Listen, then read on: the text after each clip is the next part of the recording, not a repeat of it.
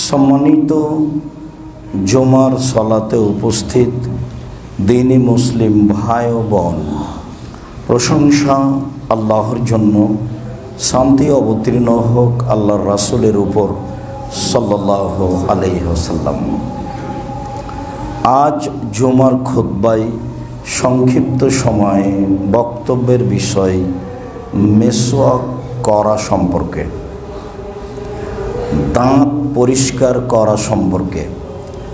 আমরা অবগত আছি যে যেদিন থেকে এখানে জুমার সালাত চালু হয়েছে, প্রথম দিন আমরা অবগত হয়েছিলাম রাতের সালাত সম্পর্কে। আসলে আমরা আল্লাহর কাছে কিছু পেতে চাই, মর্মে রাতে বলবো পাওয়ার কথাটি। তাই আমরা প্রথম জুমা আমাদের আলোচ্য বিষয় ছিল রাতের সালাত, তারপরে ছিল পবিত্রতা। তাতে আমরা পবিত্রতা অর্জন করলে কি ফলাফল হবে তা নিয়ে আলোচনা করেছিলাম। পরের আলোচনাটি ছিল অজু ভেঙে যাওয়ার কারণ।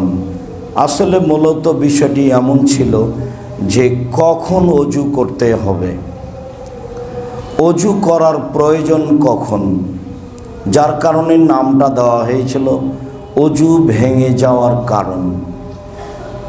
অজুর পূর্বের আলোচনা গত জমায় ছিল পেশাব পায়খানা ও কেবলা, কিভাবে পেশাব পায়খানা করতে হবে, তার পদ্ধতি কি হতে পারে এবং কেবলা কেমন বিষয়টি আমাদের আলোচনায় ছিল। সেখানে আমাদের দুই একটি হাদিস ছুটে গেছে, সেখান থেকে আমরা আলোচনা শুরু করি, তাহলে আমাদের বোঝা সহজ হবে। আব্দুল্লাহ ইবনে আব্বাস রাদিয়াল্লাহু তাআলা আনহু বলেন, মাররা রাসূলুল্লাহ সাল্লাল্লাহু আলাইহি সাল্লাম বিকাবরাইনে, একদা আল্লাহর নবী দুইটা কবরের পাশ দিয়ে হাঁটছিলেন। ফাকালা, তিনি বললেন, ইন্নাহুমা লা ইউআযাবানি, কবর দুইটিতে শাস্তি হচ্ছে। এই কথা তিনি বললেন ওমা ইউআযাবানি লিকাবীরিন, বড় পাপের কারণে তাদের শাস্তি হচ্ছে তা নয়, তবে তিনি যা বললেন তাতে বড় পাপ রয়েছে। কবর দুইটিতে শাস্তি হচ্ছে, বড় পাপের কারণে শাস্তি হচ্ছে তা নয়। ফাআম্মা আহাদুহুমা, দুইজনের একজন লা ইয়াস্তানজিহু মিনাল বাউলে, পেশাব থেকে সতর্ক থাকতো না। এই অংশটুকু আমাদের সাথে আলোচনার সাথে সম্পৃক্ত। পেশাব থেকে সতর্ক থাকতো না। আর এখানেই ছিল বক্তব্যের কোনো একদিন চাঁপাইনবাবগঞ্জের এক পল্লী এলাকায়, তাতেই ছিল সেসব এলাকার মহিলারা বাড়ির পিছন দিকে পেশাব করতে বসে, পেশাবের ব্যাপারে সতর্ক থাকে না, অথচ তা অতীব ভয়াবহ। গরু গাভী পেশাব করলে পাশ দিয়ে হাঁটলে কাপড় নিয়ে সতর্ক থাকে, অথচ গরু গাভীর পেশাব অপবিত্র নয়, মর্মে বাক্যটি এসেছিল। আসলে বাক্যটি মৌলিক লক্ষ্য উদ্দেশ্য ছিল না। আর এই পেশাবের কারণে আগেকার মানুষকে যেখানে পেশাব লাগতো সেই কাপড়টা কেটে দিতে হতো। শরীরের বিষয়টিও তাই ছিল, যা ছিল খুবই কঠিন। সেইটা সহজ করে পানি দিয়ে ধুয়ে দেওয়ার ব্যাপারে বলা হয়েছে। যদি বাচ্চা সন্তান মেয়ে হয় তাহলে জন্মের পর থেকেই পেশাব অপবিত্র, আর যদি বাচ্চা সন্তান ছেলে হয় তাহলে যতদিন পর্যন্ত মায়ের দুধ ব্যতীত বাহিরের খাদ্য খায়নি ততদিন পর্যন্ত তার পেশাব পবিত্র বলে মুহাম্মদ সাল্লাল্লাহু আলাইহি সাল্লাম ঘোষণা দিয়েছেন। আমাদের অত্র হাদিসের আলোচনায় আমরা বুঝলাম প্রথম বাক্যে যে একটি লোক পেশাব থেকে সতর্ক থাকতো না, যার কারণে তাকে কবরে শাস্তি দেওয়া হচ্ছে। এই কথা বলবৎ রয়েছে, ঠিক, এটাই ঠিক। পেশাবের ব্যাপারে খুব সতর্ক ও সাবধান থাকতে হবে। পরের বাক্যে তিনি বললেন, অম্মাল আখার, কানে ইয়ামশি বিন নামিমা, ও চগলখড়ি করত, এখানকার কথা ওখানে লাগাতো, ওখানকার কথা এখানে লাগাতো। এইটা মহাপাপ। শুধু মহাপাপ নয়, মহাপাপের মধ্যে যেগুলো মানুষের সাথে জড়িত পাপ, যেগুলো ক্ষমা চেয়ে ক্ষমা হবে না, যার সাথে ঘটেছে তার কাছে ক্ষমা চাইতে হবে। এই পাপকে তিনি প্রথম অংশে বললেন যে বড় পাপের কারণে শাস্তি হচ্ছে না, হয়তোবা এইটা বড় পাপ তিনি পরে ঘোষণা দিয়েছেন। আগে বিষয়টি তার কাছে জিবরাইলের মাধ্যমে অবগতিতে ছিল না, পরবর্তীতে অবগতিতে আসলে তিনি বিষয়টি শক্তভাবে পেশ করেন। চুগলখড়ি কাজটা নেহায়াত অন্যায়। পরের অংশ, ফাখাজা জারিদাতান রুতবা, একটা তিনি তাজা খেজুরের ডাল নিলেন, ফাশাক্কা বিনিসফাইনে, নিজে ভেঙে দুই টুকরা করলেন, দুই টুকরা করে সুম্মা গারাজা ফিকুলে কাবরিন ওয়াহেদান, দুইটি কবরের প্রত্যেকটিতে এক টুকরা করে পুঁতে দিলেন। সাহাবীগণ বললেন, লিমা সানাতা হাদা, আল্লাহর নবী এটা কেন করলেন? তাহলে বোঝা যাচ্ছে আল্লাহর নবী সাধারণত এর পূর্বে এরকম কাজ করেননি। লিমা সানাতা হাদা, আপনি এটা কেন করলেন? তখন আল্লাহ রাসূল উত্তরে বলছেন, লাআল্লাহু আইয়ুখাফফাফা আনহুমা মা লাম ইয়াইবাস, সম্ভবত আশা করা যায় যতদিন পর্যন্ত ডাল দুইটি না শুকিয়ে যাচ্ছে ততদিন পর্যন্ত তাদের কবরের শাস্তি লাঘব হবে। অত্র বুখারী মুসলিমের হাদিসের প্রথম অংশ, যে তিনি কিভাবে জানলেন যে কবরে শাস্তি হচ্ছে, তিনি কিভাবে জানলেন যে কাঁচা ডাল পুঁতে দিলে শুষ্ক হওয়া পর্যন্ত কবরের শাস্তি হালকা হবে? এই হাদিসটি যখন মুসলিম গ্রন্থে এসেছে তখন তাকে জানানো হয়েছে ওহির মাধ্যমে, এটা উল্লেখ হয়েছে। অতএব তিনি গায়েবের খবর জানেন না, এ কথাই ঠিক। তিনি বললেন কেন? তাকে জানানো হয়েছে এই জন্য। তো ডাল পুঁতে দিলে শাস্তি লাঘব হবে, এটাও তাকে জানানো হয়েছে জিবরাইলের মাধ্যমে, সেই জন্য তিনি বললেন। তিনি গায়েবের খবর জানেন না, এ কথাই চূড়ান্ত। এর অর্থ এই নয় যে এদেশের মাটিতে মাটি দেওয়া শেষে খেজুরের ডাল কাঁচা পুঁতে দেওয়া হয়, তাতে কোনো সুবিধা আছে, এ কথা ঠিক নয়। সুবিধা লক্ষ্যে পুঁতে দেওয়া বিদআত। মারা গেছে, এখন হবে কর্ম নিয়ে আলোচনা। আর দুনিয়া আমাল না হিসাব, ইহকাল হচ্ছে কর্মের জায়গা, এখানে হিসাব লাগে না। ওয়াল আখিরাতু হিসাবুন ওয়ালা আমালা, পরকাল হচ্ছে হিসাবের জায়গা, সেখানে কর্ম চলে না। ইহকাল হচ্ছে কর্মের জায়গায়, হিসাব লাগে না। পরকাল হচ্ছে হিসাবের জায়গায়, কর্ম চলে না। ইহকাল হচ্ছে কর্মের জায়গায়, হিসাব লাগে না। পরকাল হচ্ছে হিসাবের জায়গা, কর্ম চলে না। কর্ম টোটালাই বন্ধ, শুধু খালি বুঝানোই কাজ। পুরো জীবন অক্ষরে অক্ষরে বুঝাতে হবে।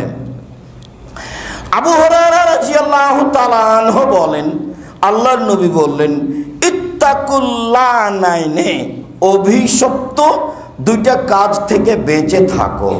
সাহাবীগণ বললেন, ওমান লায়নানে ইয়া রাসূলুল্লাহ, অভিশপ্ত কাজ দুটি কি বলেন তো কি? তখন আল্লাহ রাসূল বললেন, আল্লাযী ইয়াতাখাল্লা ফি তারিকিন নাসে যিল্লিহিম, যারা মানুষের রাস্তায় পেশাব পায়খানা করে তারা অভিশপ্ত। যারা গাছের ছায়ায় বা ছায়ায় পেশাব পায়খানা করে তারা অভিশপ্ত। অত্র বুখারী মুসলিমের হাদিসে রাস্তায় গাছের ছায়ায় পেশাব পায়খানা করার বিষয়ে শক্তভাবে নিষিদ্ধ ঘোষণা করলেন আল্লাহর নবী। পরের একটি হাদিসে এসেছে আল্লাহ রাসূল বললেন, ইত্তাকুল মালানা সালাসা, তোমরা তিনটি অভিশপ্ত কাজ থেকে বেঁচে থাকো, করলেই অভিশাপ হবে, মানুষে গালি দিবে, কাজটা খারাপ হবে।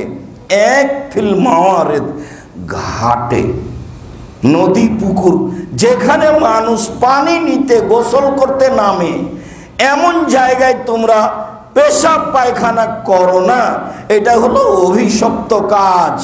আর পরের দুইটাই, আগের দুইটাই, রাস্তায় পেশাব পায়খানা করো না, এটা হলো অভিশপ্ত কাজ। ছায়ায় পেশাব পায়খানা করো না, এটা হলো অভিশপ্ত কাজ। রুয়াইফা ইবনে সাবিত রাদিয়াল্লাহু তাআলা আনহু বলেন, একদা আল্লাহর নবী আমাকে বললেন, রুয়াইফা সাতাতুলু লাআল্লাল হায়াতা সাতাতুলু বিকা মিন বাদি, আমার পরে হয়তোবা তুমি অনেকদিন বেঁচে থাকবে রুয়াইফা। রুয়াইফা, হয়তোবা তুমি আমার পরে অনেকদিন বেঁচে থাকবা। আখবিরিন নাসা, মানুষকে একটা কথা বলে দিও। কি? ইন্নামান আকাদা লেহিয়াতাহু, যে দাড়িকে জড়িয়ে রাখে, গিরে দিয়ে রাখে, বেনি করে রাখে, এক। ওয়াতাকাল্লাদা ওয়াতারান, দুই, যে গলায় কোমরে হাতে বাহুতে তাবিজ ঝুলাই, তিন। ইস্তানজাবে রাজিন ওবে আজমিন, গোবর বা হাড়হাড্ডি দিয়ে পবিত্রতা অর্জন করে। বলে দিও তুমি, ইন্না মুহাম্মাদান বারিউন মিনহু, মুহাম্মদ তার থেকে টোটালি মুক্ত, তার ব্যাপারে মুহাম্মদ কোনো কথা বলবেন না বিচারের মাঠে। এটা তুমি বলে দিও। রুয়াইফা, এক, যারা দাড়িকে জড়িয়ে রাখে, কিরা দিয়ে রাখে, বেঁধে রাখে, দাড়ি বাস চিরুনি করে সুন্দর করে ঝকঝকে করে স্ব গতিতে ছেড়ে রাখতে হবে।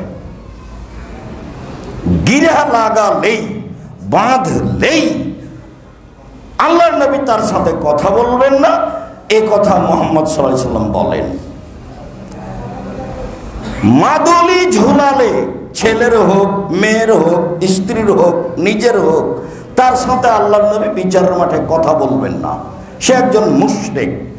মাদুলি যদি কোরআন মাজিদ দিয়ে লেখা থাকে তাহলে আরো খারাপ। কোরআন মাজিদ কি আপনার গায়ে চড়ে পায়খানায় যাওয়ার জন্য এসেছে?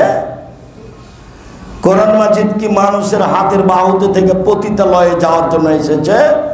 কোরআন মাজিদ কি এত সহজ জিনিস? ছেলেটা হিফজ করেছে, বড় টুপি দিয়ে মাথায় রুমাল দিয়ে মানুষের বাড়িতে পড়ে কোরআন বক্সে দিচ্ছে, কোরআন কি এই জন্য এসেছে? বল হিসাব, কোরআন বক্সে দিচ্ছে মানে শুধুমাত্র দানি একজনের কাজ আর একজনের কাছে যেতে পারে, তাছাড়া কোনো ইবাদত কারোর জন্য হবে না। সালাত আদায় করেছেন নিজের ব্যাপার, হজ করেছেন নিজের ব্যাপার, আপনি তাসবিহ পড়েছেন নিজের ব্যাপার, কোরআন তেলাওয়াত করেছেন নিজের ব্যাপার। অসম্ভব হতে পারে না আপনার বাপের কবরে সে কোরআন বক্সাতে পারে না, বল হিসাব। আল্লাহ নবী এমন কথা বলেননি। বলছিলাম, হাকাম ইবনে সুফিয়ান বলেন যে বালা রাসূলুল্লাহ সাল্লাল্লাহু আলাইহি ওয়াসাল্লাম সুম্মা তাওয়াদ্দা, আল্লাহর নবী পেশাব করলেন, তারপরে ওযু করলেন, সুম্মা নাজাহা ফারজাহু, ওযু শেষে হাতে পানি নিয়ে পুরুষাঙ্গ স্ত্রীঅঙ্গ সামনাসামনি পানিটা একটু ছিটিয়ে দিলেন। অনেক বর্ণনায় এসেছে জিবরাইল এসে তাকে সালাত শিখালেন, ফাআল্লামাহু, জিবরাইল তাকে শিখালেন আল ওযু ওয়া সালাতা, ওযু এবং সালাত। ফালাম্মা ফারাগা মিন ওযুহি, ওযু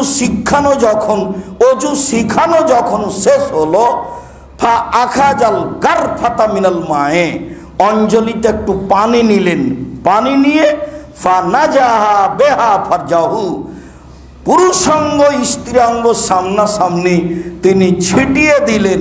তাহলে কোনো সন্দেহ থাকলে পেশাব লেগেছে মনে হয় বা কিছু একটা ঘটেছে মনে হয়, যত সন্দেহ আছে সব দূর করে দেওয়ার মাধ্যম হলো এইটা 40 কদম হাঁটা নয়। তাহলে অজু শেষে এইটি একটি গুরুত্বপূর্ণ সুন্নাত যা বলা প্রয়োজন ছিল, আলোচনা সাপেক্ষে হয়তোবা বলা হয়নি। বলছিলাম সম্মানিত দিনী ভাই বোন, আমরা এ অংশ থেকে চলে আসি অজুর পূর্বে মেসওয়াক।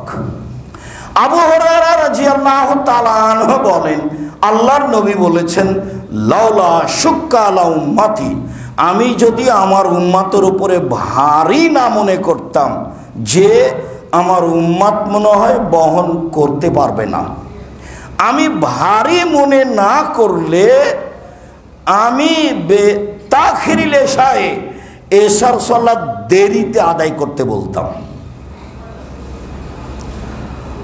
অসেওয়াক ইনদা কুল্লি সালাতিন, আর প্রত্যেক সালাতের সময় অজু করার, মেসওয়াক করার আদেশ দিয়ে দিতাম। প্রত্যেক সালাতের সময় মেসওয়াক করার আদেশ দিয়ে দিতাম। তাহলে আদেশ দেওয়াই হলো, ভারী মনে করেছি তাই আদেশ দিনি। তো যারা ভারী মনে করবে না তারা যেন করে। 5 ওয়াক্ত সালাতের সময় মেসওয়াক করার আমি আদেশ করে দিতাম, তো ভারী মনে করে আদেশ করিনি। আমি যদি আদেশ করি, মানুষ যদি পালন করতে না পারে, তখন তো মানুষ গুনাহগার হবে। হাদিস বুখারী মুসলিম। শুরাই ইবনে হানি রাদিয়াল্লাহু তাআলা আনহু বলেন, সালতু আয়েশাতা, আমি আয়েশা রাদিয়াল্লাহু তাআলা আনহাকে জিজ্ঞাসা করলাম, বিআইয়ি শাইইন কানা ইয়াবদা ইজা দাখালা বাইতাহু রাসূলুল্লাহ সাল্লাল্লাহু আলাইহি ওয়াসাল্লাম। আচ্ছা আয়েশা উম্মুল মুমিনিন, আপনি একটু বলেন তো আল্লাহর নবী বাড়ির বাহির থেকে ভিতরে ঢুকলে কি করতেন? তো আয়েশা রাদিয়াল্লাহু তাআলা আনহা উত্তরে বললেন, বিসওয়াক, মেসওয়াক করতেন। মানে এটা সালাতের সাথে সম্পৃক্ত নয়, এটা তার অভ্যাস। বাড়ির বাহির থেকে ভিতরে ঢুকলে তিনি মেসওয়াক করতেন।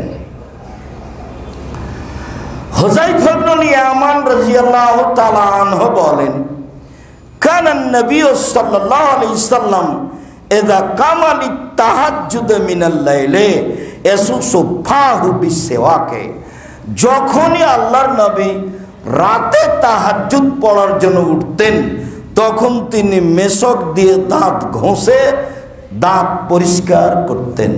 হাদিস বুখারী মুসলিম। আয়েশা রাদিয়াল্লাহু তাআলা আনহা বলেন, রাসূল সাল্লাল্লাহু আলাইহি ওয়াসাল্লাম বলেছেন, আস-সিওয়াকু মাতহারাতুন লিল ফামি ওয়া মারজাতুন লির-রাব্বে, মেসওয়াক করলে মুখ দাঁত পরিষ্কার হয় আর আল্লাহ সন্তুষ্ট হন। তাহলে মুখে গন্ধ থাকলে বিষয়টি এমন হয় না। মেসওয়াক করলে মুখ পবিত্র হয় আর আল্লাহ সন্তুষ্ট হন, এই কথা আয়েশা রাদিয়াল্লাহু তাআলা আনহা বলেন। তিনি বলেন, লা ইয়ারকুদু রাসূলুল্লাহ সাল্লাল্লাহু আলাইহি সাল্লাম ফি লাইলিন আও নাহারিন ফাস্তাইকাজা ইল্লা ইয়াতাসাওয়াকু ক্বাবলা ইয়াতাবাদ্দা। আল্লাহর নবী দিনে শুইলে অথবা রাতে শুইলে, দিন রাত তিনি যখনই শুইতেন, শোয়ার পরে উঠলেই তিনি ওযু করার পূর্বে মেসওয়াক করতেন। দিনে অথবা রাতে শোয়ার পরে উঠলেই, ঘুম থেকে জাগলেই তিনি মেসওয়াক করতেন। এ কথা আয়েশা রাদিয়াল্লাহু তাআলা আনহা বলেন। আয়েশা রাদিয়াল্লাহু তাআলা আনহা বলেন, কানান নবী সাল্লাল্লাহু আলাইহি ওয়াসাল্লাম ইয়াস্তাকু সুম্মা ইউতিনি লিয়াগসিলাহু। আল্লাহর নবী মেসওয়াক করার পরে, মেসওয়াক করা শেষ হলে মেসওয়াকটা আমার হাতে দিতেন। আমি যেন ধুয়ে রেখে দিই। স্ত্রীর সাথে সবসময় ভালো ব্যবহার করবেন। ও আপনার সাথের মানুষ, আপনার সুবিধে অসুবিধায় সবসময় থাকবে। আল্লাহ বলেছেন, আমি তোমাদের স্ত্রীদেরকে সৃষ্টি করেছি তোমাদেরকে শান্তি তৃপ্তি দেওয়ার জন্য।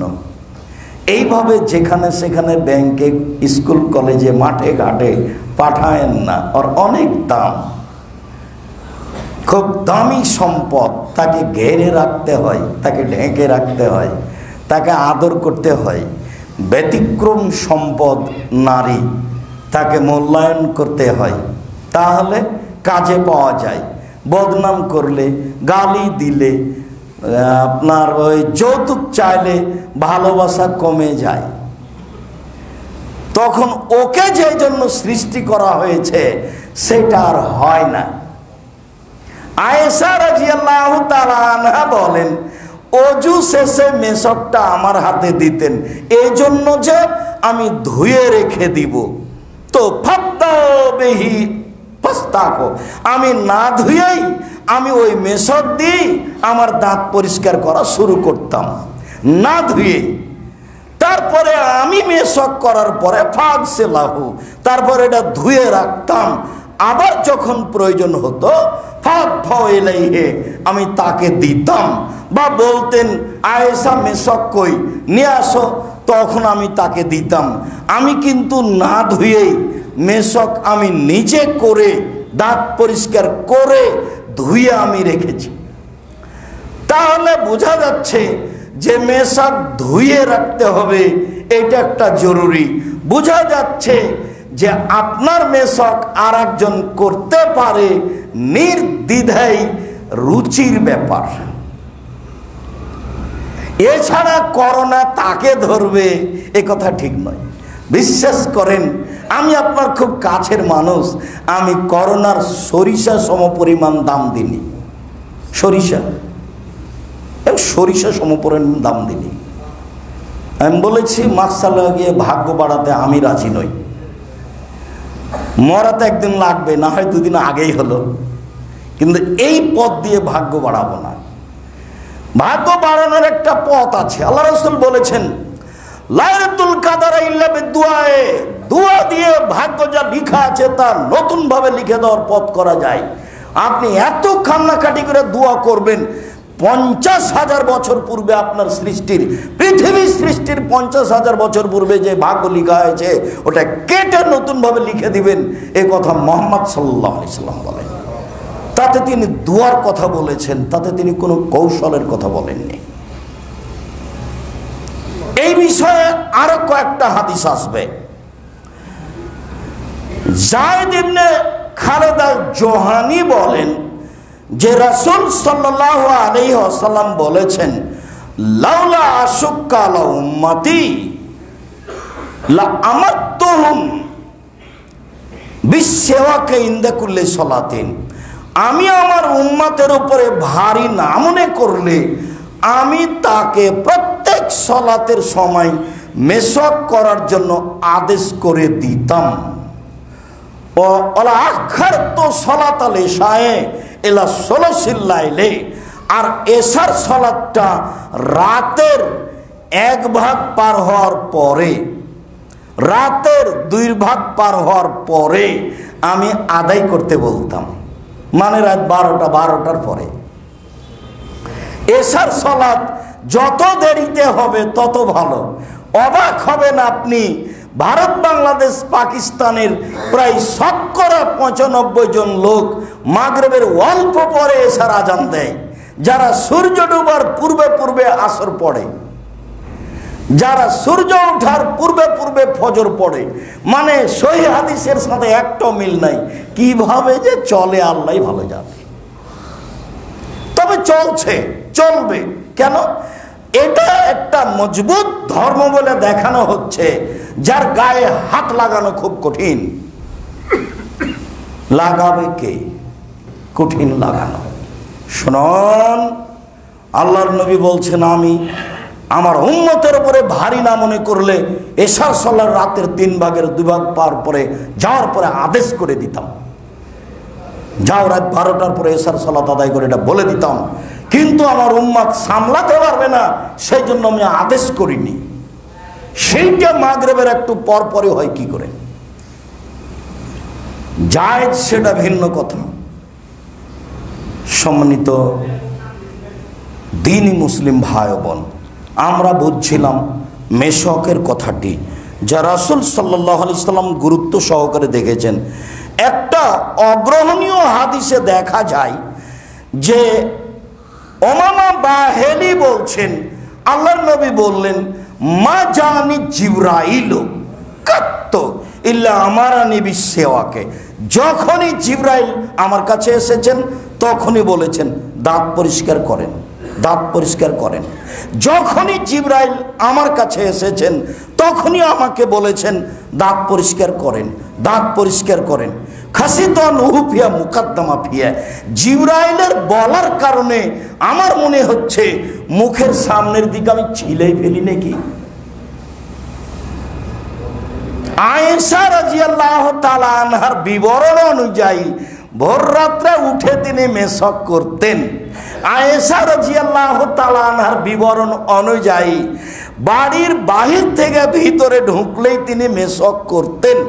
আয়েশা রাদিয়াল্লাহু তাআলা আনহার বিবরণে বোঝা যাচ্ছে যে তিনি ঘুম থেকে উঠলেই মেশক করতেন, রাতে হোক আর দিনে হোক। আবু হুরায়রা রাদিয়াল্লাহু তাআলা আনহুর বিবরণে বোঝা যাচ্ছে যে তিনি 5 ওয়াক্ত সালাতের সময় ওযু করতেন। এর পরেও জিবরাইল যখনই আসতেন তখনই বলতেন দাঁত পরিষ্কার করেন। যিনি বলেছেন তিনি ভুল বুঝেছেন। আমি রাসূল সাল্লাল্লাহু আলাইহি সাল্লামের মুখ অপবিত্র এই কথা আমি বলিনি। আমি বলছি যে আল্লাহর নবী মাটির তৈরি, নূরের তৈরি নন। নূরের তৈরি হলে তার মুখখান এতবার ধোয়া লাগতো না। জিবরাইল তো নূরের তৈরি, জিবরাইল কয়বার দাঁত পরিষ্কার করেন? তো জিবরাইল তো নূরের তৈরি, দাঁত পরিষ্কার করা লাগে না। মুহাম্মদ সাল্লাল্লাহু আলাইহি সাল্লাম যদি নূরের তৈরি হতেন তাহলে তাকেও দাঁত পরিষ্কার করা লাগতো না, পদার্থই ভিন্ন। আর এটা হলো মাটির তৈরি, আদম সন্তান হচ্ছে মাটির তৈরি। স্বাভাবিক ঘুমালে মুখ ভারী হয়ে যাবে, মুখের ভিতর কেমন কেমন লাগবে, মুখে গন্ধ আসবে, যার কারণে বিষয়টি এমন। রাসূল সাল্লাল্লাহু আলাইহি সাল্লামের মুখখান অপবিত্র, তাই তাকে মেশক করতে হচ্ছে, এই কথা আমি বলিনি। মানবিক মানুষ হিসাবে মানবিক গন্ধ থাকতে পারে, যার কারণেই তিনি এতবার মেশক করছেন, যার কারণে জিবরাইল তাকে এইভাবে মেশক করতে বলছেন, এই কথাই ঠিক।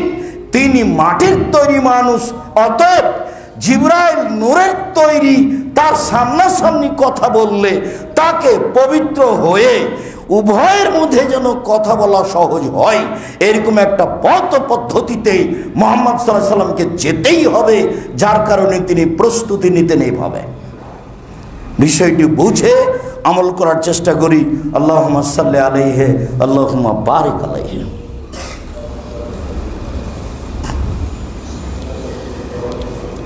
আলহামদুলিল্লাহ ওয়াহদা ওয়াসসালাতু ওয়াসসালামু আলা মান লা নাবিয়্যা বাদা। আব্দুল্লাহ ইবনে উমর রাদিয়াল্লাহু তাআলা আনহু বলেন, আল্লাহর নবী বললেন, ইন্নী উরানি ফিল মানামে আতাসাওয়াকু বিসওয়াকিন। আমি নিজে স্বপ্নে দেখছি, আল্লাহ নবী বলছেন, আমি নিজে স্বপ্নে দেখছি যে আমি মেশক দিয়ে দাঁত পরিষ্কার করছি। মেশক সেটা যেটাই হোক, আপনার নিমের ডাল হোক, না হলে বাবলা ডাল হোক, না হলে খেজুর ডাল হোক, না হলে আপনার পেলু ডাল হোক, যেটাই হোক না কেন, যেটা আমার আপনার জন্য সহজ। সেটা জায়তুন হলে ভালো, সেটা যেটাই হোক। তো তিনি মেশক দিয়ে দাঁত পরিষ্কার করছেন, এটা তিনি স্বপ্নে দেখছেন। ফাজানি রাজুলানে, আমার কাছে দুইজন মানুষ আসলো। আহাদুহুল আকবরু মিনাল আখারে, দুইজনের একজন বড় একজন ছোট। ফানাওয়ালতু সেওয়াকা আল আসগারা মিনহুমা, তো আমি আমার মেশকটা দুইজনের ছোট জনকে দিয়ে দিলাম। ফাকিল আলী, আমাকে বলা হলো কাব্বির কাব্বির, বড়জনকে দেন, বড়জনকে দেন। ফাতাফাতু হুলা আকবার মিনহুমা, তখন আমি তাদের দুইজনের বড়জনকে দিলাম। অত্র সহিহ হাদিস দ্বারা প্রমাণিত হয় যে একজনের মেসাক একাধিক জন করতে পারে। অত্র সহিহ হাদিস দ্বারা প্রমাণিত হয় যে একজনের মেসাক আর একজন করতে পারে ধোয়া ছাড়াই। অত্র হাদিস দ্বারা প্রমাণিত হয় যে প্রথমত যদি স্বাভাবিকভাবে দেওয়া লাগে কোনো কিছু, তাহলে দুইজনের বড়জন যে তাকে দিতে হবে। উল্লেখ্য যে অনুরূপী কথা আল্লাহর নবী বলেছেন, ৩-৪ জন এসেছে একটা কথা নিয়ে, দিয়ে ছোটজন কথা শুরু করেছে, তখন আল্লাহ রসুল বলেন থামো, কাব্বির, বড়জনকে বলতে দাও। আবার যখন নিজে থেকে দেওয়ার গতি আসবে তখন ডান দিক থেকে, যখন নিজে থেকে দেওয়ার গতি আসবে তখন ডান দিক থেকে। তাতে এক সময়ে বলেছি যে আল্লাহর নবী নিজের নিয়মের কাছে নিজেই জিম্মি। আল্লাহর নবী নিজের নিয়মের কাছে নিজেই জিম্মি। কেন? তার নিয়ম তার বানানো নয়, তার নিয়ম কার বানানো? উপর থেকে। তাই তো তিনি পানি পান করার পরে গিলাসটা দিবেন তো ডান হাতে, ডান দিকে দিতে হবে, ডান হাতে দিতে হবে। তো ডান দিকের সব ছোট ছোট ছেলে, তো ছোট ছোট ছেলেগুলোকে আল্লাহ নবী বলছেন তোমরা আমাকে একটু অনুমতি দাও না, বামে উমর, আবু বকর, সিদ্দিক আছে, আমার পান করার পরে যেটুকু পানি আছে তাদের দিয়ে দিই। তখন ছোট ছোট ছেলেগুলো বলছে আপনার পানি পান করার সুযোগটা আবার আমরা ছেড়ে দিব, তা কি আর হয়? তখন আল্লাহ রসুল বললেন নেও, তো নেও তাহলে, নেও তাহলে। এ দেখেন হাদিস কিন্তু বুখারী মুসলিম। তার মানে নিজেই জিম্মি। পৃথিবীর এত বড় মানুষ ইচ্ছা করে দিতে পারলেন না, যাই তোমরা থামো, ওমর এই পানি নাও। বামের দিকে আছে বড় মানুষ উমর, আবু বকর সিদ্দিক, আবু বকর সিদ্দিক এই পানি নেন, আমার খাওয়ার পরে পানি নেই। এরকম ক্ষমতার অধিকারী তিনি হলেন না কেন? তার নিয়ম পালন করার ব্যাপারে তিনি নিজেই জিম্মি। এই নিয়ম তার পক্ষ থেকে করা নয়, এই নিয়ম কার পক্ষ থেকে করা? আল্লাহর পক্ষ থেকে করা, যার কারণে তিনি এটা করতে পারলেন না। আয়েশা রাদিয়াল্লাহু তাআলা আনহা বলেন কানা নবী সাল্লাল্লাহু আলাইহি ওয়াসাল্লাম ইয়াস্তাকু, আল্লাহর নবী একদা মেশক করছিলেন। এরপরে দেখলেন তার পাশে দুইজন মানুষ, সেওয়াকে, মেশকের ফজিলত বর্ণনা করে তাকে বলা হলো আতে আল আকবার মিনহুমা, ওদের দুইজনের যে বড় আছে তাকে আপনি আপনার মেশকটা দিয়ে দেন, সেই দাঁত পরিষ্কার করুক। এই হাদিসেও প্রমাণ হয় যে একজনের মেশক আর একজন করতে পারে, সেটা রুচির ব্যাপার। চলেন এবার আরো গুরুত্বপূর্ণ কথাই চলে যাই। আবু আইয়ুব আনসারী রাদিয়াল্লাহু তাআলা আনহু বলেন আরবাউন মিন সুনানিল মুরসালিন, নবীগণ 4টা কাজে অভ্যাসী ছিলেন। নবীগণের বৈশিষ্ট্য ছিল 4টি, নবীগণের শিষ্টাচার ছিল 4টি। সব নবী, আদম আলাইহিস সালাম, নূহ আলাইহিস সালাম, দাউদ আলাইহিস সালাম, সুলাইমান আলাইহিস সালাম, ইব্রাহিম আলাইহিস সালাম, জাকারিয়া আলাইহিস সালাম, মুহাম্মদ আলাইহিস সালাম, মুসা আলাইহিস সালাম, ঈসা আলাইহিস সালাম, সব নবী এই 4টে নিয়ম পালন করতেন। এটা হলো তাদের স্বভাবগত নিয়ম, এটা হলো শিষ্টাচারগত নিয়ম। এক, আত্তাওয়াত্তর, আতর ব্যবহার করা, আতর লাগানো। তারা মরুভূমির মানুষ, গায়ে গন্ধ আসতো, এটাও হতে পারে। এতে শরীরের কোনো সুবিধা আছে, এটাও হতে পারে। সব নবী গায়ে আতর লাগাতেন। 1, 2 অসেওয়াকো, সব নবী মেশক করতেন। এটা হলো আমাদের আলোচনার সাথে সম্পৃক্ত কথা। সব নবী একেবারে আদম থেকে নিয়ে মুহাম্মদ সাল্লাল্লাহু আলাইহি সাল্লাম পর্যন্ত সব নবীর নীতি ছিল মেসওয়াক করা। এটা বুঝতে হবে যে আমি করছি এ কথা নয়, আমার নবী করতে বলেছেন এ কথা নয়, মেসওয়াক আদম আলাইহিস সালাম করেছেন, এই কথাই মুহাম্মদ সাল্লাল্লাহু আলাইহি সাল্লাম বলেন।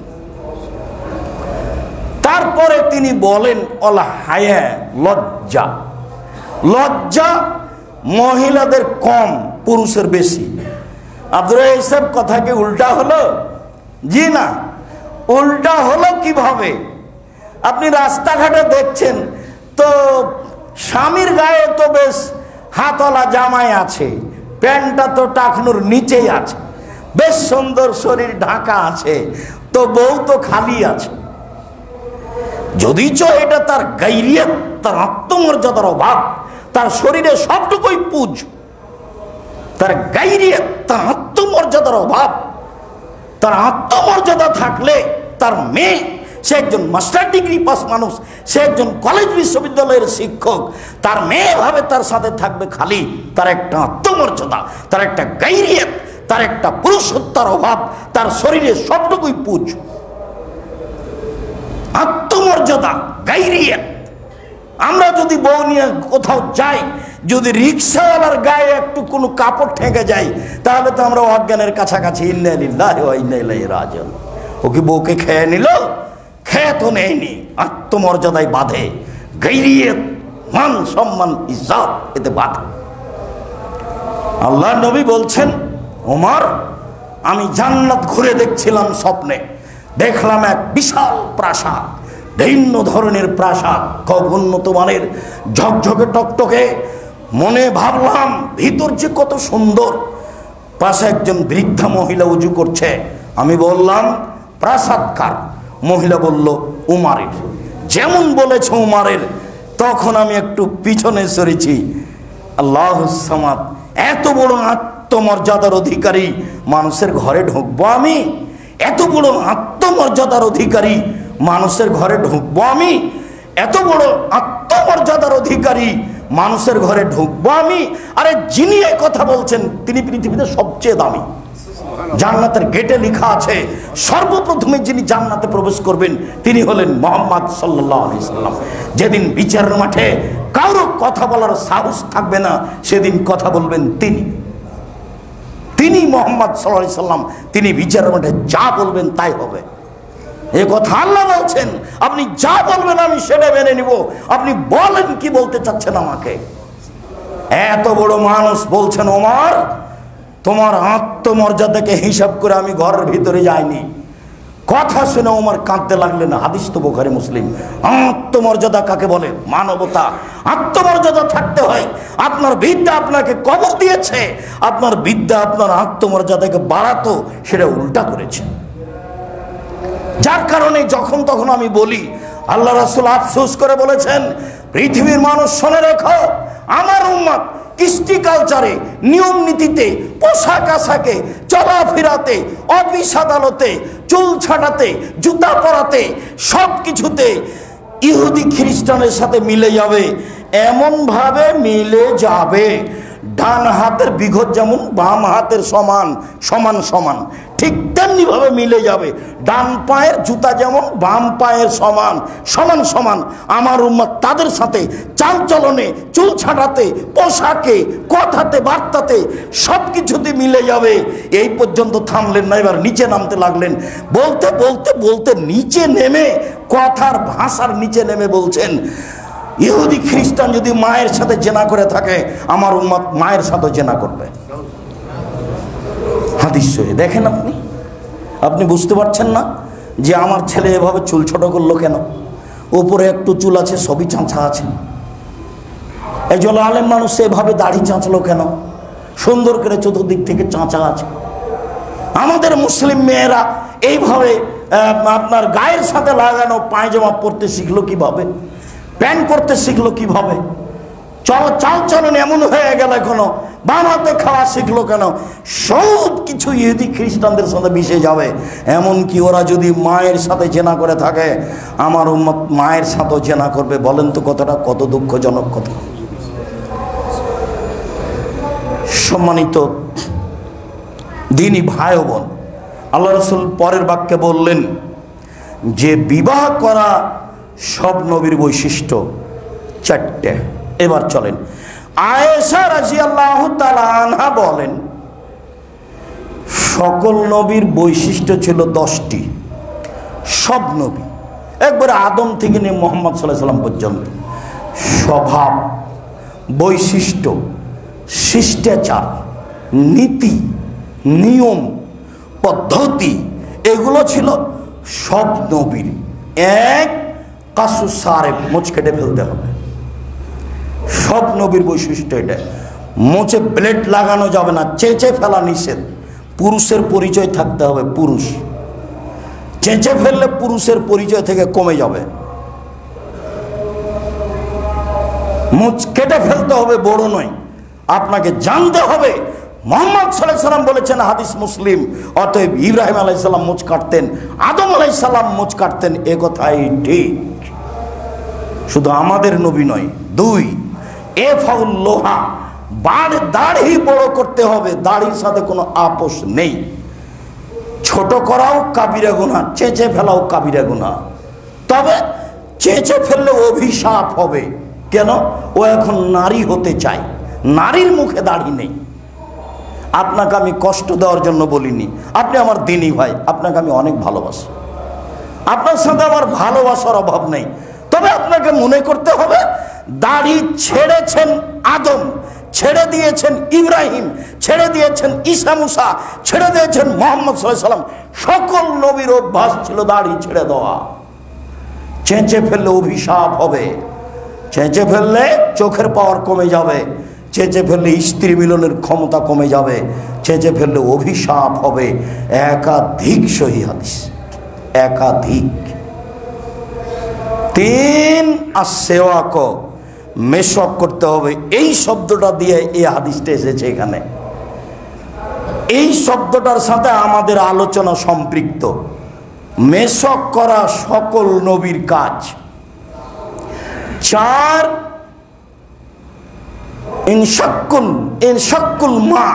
ইনতেশাকুল মা, অজু করার সময়তে নাকে পানি দিয়ে নাক ঝাড়তে হবে। সব নবী অজু করতেন, সব নবী অজুতে নাকে পানি দিয়ে নাক ঝাড়তেন। মানে অন্য হাদিসের রহস্য বলা হয়েছে যে নাকে রাতে শয়তান থাকে। তো যেহেতু ও বসবাস করেছে, পেশাব হোক পায়খানা হোক, তার একটা আবরণ হোক, যেটাই হোক না কেন নাকে আছে, ও রাতে নাকে থাকে, অতএব পানি নাকে দিয়ে নাক ঝাড়ো। সব নবী এটা করতেন। কাসুল আজফারে, নখ কেটে ফেলতেন সব নবী, নখ। আমার কথাটা ফিরে আসে, আপনাকে আমি খুব ভালোবাসি। দেখেন, আপনি আমার দিনী ভাই, আপনার সাথে আমার দুর্বলতা হোক এটা আমি চাই না। আপনার মেয়ের নখ বড় আছে, নেইল পালিশ দেওয়া আছে, তখন আপনি শিক্ষিত মানুষ, আপনি এই কথাটা ঠিক নয়, এটাই ঠিক। কেন হবে তা? আপনি তো বাড়ির মালিক। আল্লাহ নবী বলছেন যে মান আলা জারিয়াতাইনি, কেউ যদি 2টা মেয়ে লালন পালন করে। আবার বলছেন কেউ যদি 3টা মেয়ে লালন পালন করে, তার প্রথম কাজ হলো আদাবাহুন্না, তাকে শিষ্টাচার শিখিয়ে দেয়, ও আল্লামাহুন্না, তাকে বিদ্যা শিখিয়ে দেয়, ও জাওয়াজাহুন্না, তার বিবাহ দিয়ে দেয়। তাহলে মেয়ে 3টি বিচারের মাঠে জাহান্নাম এবং বাপের মাঝে অন্তরাল হয়ে আসবে। মধ্যে আছে মেয়েরা, ওইদিকে থাকবে জাহান্নাম আর এইদিকে থাকবে বাপ। আগে জান্নাত ঘোষণা হবে বাপের, তারপরে মেয়েরা এখান থেকে সরবে। অন্তরাল। একটা মেয়ে জন্ম নিয়েছে, তা মনটা খারাপ। 2টা মেয়ে জন্ম নিয়েছে, দাদি বলছে কি করবি, ডিপিএস স্কুল। 3টা মেয়ে যখন জন্ম নিয়েছে, তখন দাদি নানি বলছে বউ বাদ দে। ধর্মকে কেউ বুঝে না। 10টা ছেলে যদি মাস্টার ডিগ্রি পাস করান, 1 পয়সা উপকার নেই। আব্দুর রাজ্জাক সাহেব পড়াবো কেন? জন্ম দিয়েছেন এই জন্য। তো আপনার জিম্মেদারি। জন্মের 7ম দিনে আকিকা দিতে হবে, এটা আপনার জিম্মেদারি। আকিকা আপনি কানা দিবেন না ন্যাংরা দিবেন না খোড়া দিবেন না আপনি 2 টাকার দিবেন না 500 টাকার দিবেন, সেটা আপনার ব্যাপার। এটা তো কুরবানি নয়। কুরবানি মানে দামি, কুরবানি মানে চোখ দেখো, কুরবানি মানে কান দেখো, কুরবানি মানে লেজ দেখো, কুরবানি মানে খুর দেখো, কুরবানি মানে শিং দেখো, কুরবানি মানে মোটা তাজা কিনা, কুরবানি মানে সুন্দর কিনা। ওটা শুধুমাত্র নেকির জন্য। আর আকিকা হচ্ছে বাপের জিম্মেদারি, ভিক্ষা করে দিতে হবে। প্রয়োজনে ভিক্ষা করে বাপকে আকিকা দিতে হবে জন্মের 7ম দিনে। 7ম দিনে নাম রাখতে হবে, 7ম দিনে বাচ্চার মাথা নেড়ে করতে হবে, 7ম দিনে আকিকা দিতে হবে। মাথা নেড়ে করে চুল সমপরিমাণ হিসাব করে রূপা সমমূল্য ফকিরকে দান করতে হবে। জন্মের 7ম দিনে 4টা কাজ আছে, আপনি বাপ এই জন্য। ছেলেকে পড়িয়ে কি হবে সেটা পরে। মেয়ের লালন পালন হলে আল্লাহ নবী এভাবে বলেছেন, কুন্না সিদরান লাহু মিনান নারে, মেয়ে 3টি অন্তরাল হয়ে যাবে। ওইদিকে আছে জাহান্নাম, এদিকে আছে বাপ, আর মধ্যে আছে মেয়ে 3টি। আর যদি মেয়ে 2টা হয় তখন বলেছেন ওই 2 মেয়ের বাপ আর আমি মুহাম্মদ সাল্লাল্লাহু আলাইহি ওয়াসাল্লাম জান্নাতে এভাবে থাকবো। তখন তিনি আঙ্গুল 2টি জমা করে দিয়েছেন। আর যখন বলেছেন কে যদি এতিম লালন পালন করে সেই মালিক আর আমি জান্নাতে এভাবে থাকবো, তখন ফাঁকা করেছে। ওই এতিমি লালন পালন করেছে ওইও আমার সাথে থাকবে, তবে একটু দূরে। আর যে 2টা মেয়ের লালন পালন করেছে বাপ হিসাবে, আমি তার সাথে লাগালাগি একসাথে থাকবো, একসাথে। তো মেয়ের নখ বড় আছে, নেইল পালিশ দেওয়া আছে তখনও, মেয়ে নগ্ন পোশাক আছে তখনও। আত্মমর্যাদা অন্যের কাছে বিক্রি করিয়েন না। আত্মমর্যাদার অনেক দাম আছে। আমি মুসলিম, আমার একটা আত্মমর্যাদা আছে, আমার একটা নিয়ম আছে। আমার নবীর নাম মুহাম্মদ সাল্লাল্লাহু আলাইহি সাল্লাম। আমি নিজেকে মুসলিম বলি, আমার পুরো জীবনটা মুহাম্মদ সাল্লাল্লাহু আলাইহি সাল্লামের নীতিমালা দিয়ে ঘেরা থাকবে, তার নামে মুসলিম। হযরত নারী শাহওয়াত ইচ্ছা মতো চলে যারা জাহান্নামে যাবে তারা, নিয়ম নীতি মেনে চলে যারা জান্নাতে যাবে তারা। এই কথা মুহাম্মদ সাল্লাল্লাহু আলাইহি সাল্লাম বলেন। তিনি বললেন কাসুল আজফারে, নখ কেটে ফেলতে হবে, হাতে পায়ের পুরুষ নারী সব একই হুকুম। তারপরে তিনি বললেন গাসলুল বারাজেম, অজু গোসলের সময়তে যে গিরাগুলো আঙ্গুলের পায়ের এই গিরাগুলো ভালোভাবে ধুইতে হবে, এটা সব নবীর অভ্যাস, সব নবীর শিষ্টাচার। নাথু লেবেতে বগলের লুম উঠিয়ে ফেলতে হবে, ব্লেড নয়, নারী পুরুষ একই হুকুম, সব নবীর অভ্যাস। এটা নবীগণের ছিল শিষ্টাচার, এগুলো নবীগণের ছিল স্বভাব, এগুলো নবীগণের ছিল আদাত। এই আদাতে সব নবী পার হয়ে গেছেন। ও হালাকুল আনাতে নিচের লুম পরিষ্কার করতে হবে, ঊর্ধ্বে টাইম 40 দিন, যেভাবে সম্ভব, যেভাবে সহজ, পুরুষ নারী একই হুকুম। তারপরে তিনি বললেন ইন্তেকাসুল মা, পেশাব পায়খানার পরে পানি দিয়ে পবিত্রতা অর্জন করতে হবে। সব নবীর এটাই অভ্যাস ছিল। আমাদের নবী সহজ করতে গিয়ে বলেছেন যে পানি না থাকলে ঢেল টিস্যু পেপার। এটা আমাদের প্রতি দয়া, এটা আমাদের প্রতি দয়া। সব নবীর যুগে কুরবানি ছিল, কুরবানির গোশত খাওয়া হতো না, আকাশ থেকে আগুন এসে জ্বলে যেত। আমাদের নবীর মাধ্যমে আমরা একটা আল্লাহর দয়া পেয়েছি, সেটা হলো কুরবানির গোশত আমরা কি করতে পারি, খেতে পারি, খেতে পাই। এটা অনেক বড়। ঠিক তেমনি সব নবী পানি দিয়ে পবিত্রতা অর্জন করেছেন। আল্লাহর নবী আমাদের উপর একটা অতিরিক্ত দয়া দিয়ে সুবিধা করে গেছেন, সেটা হলো পানি না থাকলে ঢেল টিস্যু ব্যবহার। ঢেলের কথা মানে ঢেল টিস্যু ব্যবহার, এ কথা তিনি বলেছেন। সম্মানিত দিনী ভাই বোন, শেষে তিনি বলেছেন অল মাজমাজা, কুলি করা। তার মানে অজু করতেন, অজু করার সময় ভালো করে কুলি করতে হবে, মুখের ভিতরে পানি যায় যেন, ভালো করে দাঁত দিয়ে মেশক দিয়ে আরও কিছু করে মুখটার ভিতরে যা কিছু ময়লা, যা কিছু গন্ধ, যা কিছু খারাপ লাগে সব কিছু বের করে কুলি করতে হবে। সব নবীর এটা নীতি ছিল। অত্র হাদিসটি পেশ করলাম কেন? অত্র হাদিসে একটা শব্দ ছিল যে অতীতের নবীগণ কি করতেন, মেশক করতেন। সম্মানিত দিনী ভাই বোন, আমরা আলোচনার শেষে চলে আসলাম। শেষে চলে এসে বলছি সম্ভবপর বিষয় ভিত্তিক আমরা আপনাদের সামনে কোরআন হাদিস পেশ করার চেষ্টা করব ইনশাআল্লাহ। সামনের দিনে থাকবে অজু করার পদ্ধতি। ও এ পর্যন্ত অজুর কাছে এসেছে, এখন পর্যন্ত অজুর পূর্বেই ছিলাম। সামনের জুমায় আমরা অজুর পদ্ধতিতে যাব ইনশাআল্লাহ। এই মর্মে আপনাকে আমি অনুরোধ করি যে একটু কষ্ট হলেও, কেউ কিছু বললেও কারো কথা না শুনে আপনি, আপনার স্ত্রী, আপনার ছেলে মেয়ে, আপনার বোন, আপনার ভাই, বন্ধু বান্ধব সবকে নিয়ে জুমার দিনে এখানে উপস্থিত হবেন, এটা আমার ঐকান্তিক কামনা ইনশাআল্লাহ। আমি আপনাকে ইসলামের ধর্মের চূড়ান্ত সঠিক সত্য যেটা, সেটা বলার ব্যাপারে সামান্যতম ঘাটতি করব না ইনশাআল্লাহ। আর এই বিষয়গুলি আমার খুব ভালোভাবে স্মরণ আছে।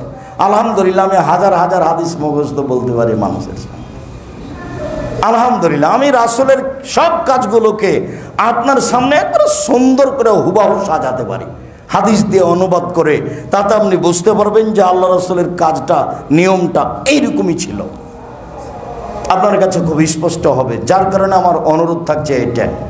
দ্বিতীয় হলো এই, আমরা সবাই জানি যে এখানে আমাদের একটা বড় খরচ আছে। গত জুমায় উঠেছিল 30,000 টাকা, 33,000 টাকা। আমি এটা মনে করিনি যে আপনারা এই দাওয়াত সেন্টারকে এত কম ভালোবাসেন, এটা আমি মনে করি না।